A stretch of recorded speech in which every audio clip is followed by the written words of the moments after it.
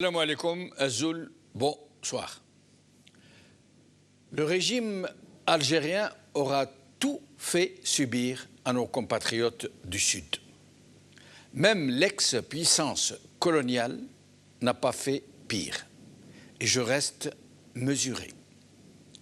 Cela avait commencé avant même la concrétisation de l'indépendance. Ceux qui avaient fait main basse sur la victoire des Algériens sur l'oppresseur, allaient concocter avec lui des accords et des traités secrets qui ont permis à l'ancien colonisateur de se livrer, dans le plus grand secret, rappelons-le, à des essais nucléaires et à des essais bactériologiques et chimiques. Où et dans quelle région seriez-vous tenté de me demander ?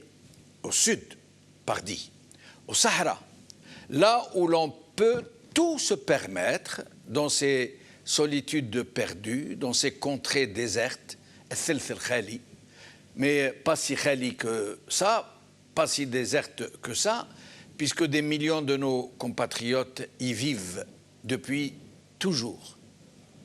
Mais la force brutale, la pratique du secret et le musellement de la presse naissante allaient le permettre. La France coloniale avait de toute façon déjà testé sa première bombe atomique à Ergen le 13 février 1960, l'opération Gerboise bleue. Lors d'une autre opération, le 1er mai 1962, un grave accident nucléaire a eu lieu à Ain Ekr, qui provoquera de très nombreuses contaminations et des répercussions sur la faune et la flore, des décennies durant, sans plus de précision. Accidents dont les répercussions ont été laborieusement étouffées.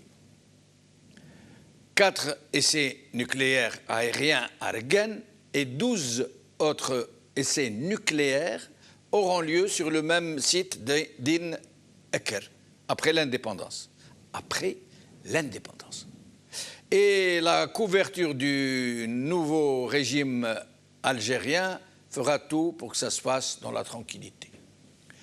D'autres essais et exercices militaires de nature chimique et bactériologique, par le biais de multiples vecteurs, ont eu lieu à Oued Namous, sur la base militaire B2 Namous.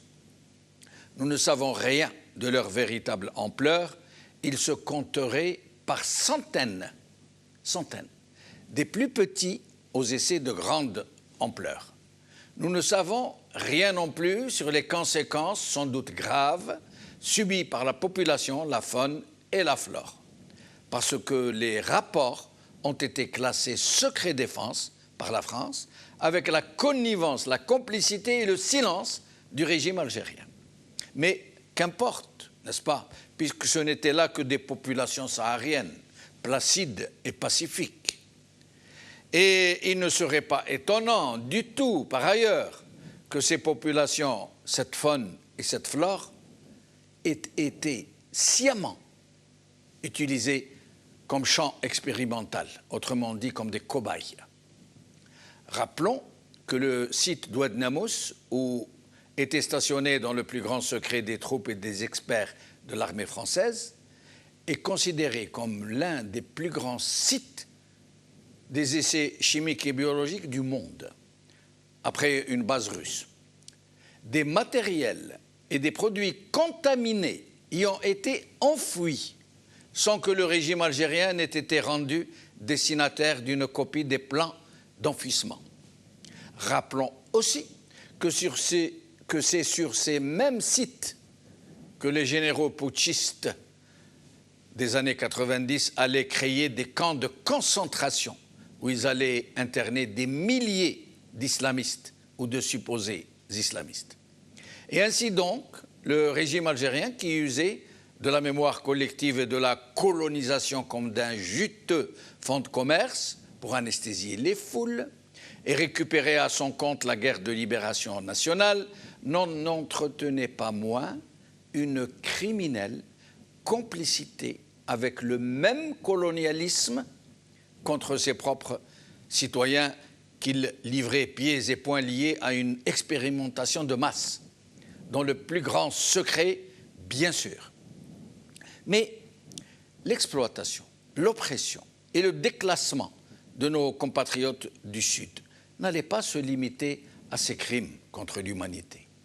Aussitôt l'indépendance arrachée par le peuple algérien, le régime allait adopter, à l'endroit des populations du Sud, une attitude de colonisateur à coloniser. Et alors que le très riche sous-sol du Sud allait devenir la première, et d'ailleurs la seule, ressource économique pour tout le pays, les seuls Algériens, les seuls, qui allaient en être presque totalement privés, sont ceux-là même qui auraient dû en profiter le plus, nos compatriotes du Sud. Alors que le nord du pays allait bénéficier de structures en tout genre, usines, écoles, universités, établissements sanitaires, routes et rentes de tout genre, et en tout genre, toutes très mal entreprises et très mal réalisées par ailleurs, le Sud allait être totalement négligé.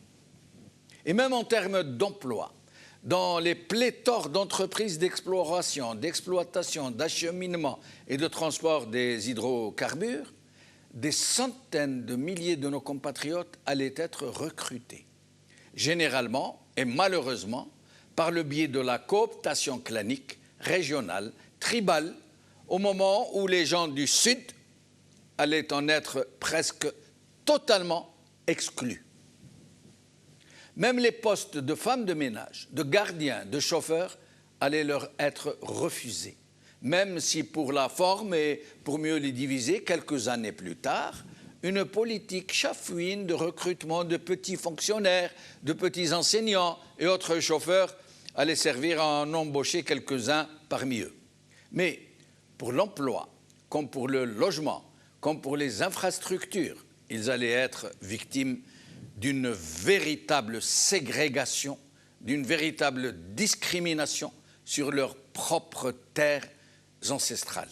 Et pire encore, après avoir épuisé presque toutes les ressources hydrocarbures et après la chute brutale de leur prix, une autre manne allait être découverte, une possibilité d'exploitation du gaz de schiste, qui présentait néanmoins un risque majeur de pollution des nappes d'eau profondes, le plus grand potentiel d'eau douce du monde, mais cela n'arrêta pas ce régime malgré la très forte mobilisation des habitants de Ain Saleh, où eurent lieu les premières explorations expérimentales.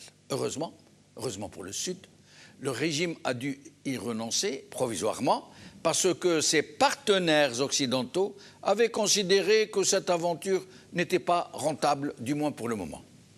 Et ainsi, après avoir pillé les ressources de pétrole et de gaz, après avoir ravagé le paysage saharien, après avoir privé les populations autochtones de leurs propres ressources, ce régime s'apprêtait à ravager, à dévaster de façon irréversible le seul avenir qui leur restait, celui d'une eau douce, d'une réserve gigantesque d'eau douce dont ils sont privés jusqu'à ce jour. Mais la colère gronde désormais. Sous ces latitudes, plus rien ne sera comme avant. Les Algériens du Sud sont déterminés maintenant à ne plus se laisser opprimer et à revendiquer leur part de leurs propres ressources. Il va falloir compter avec eux désormais.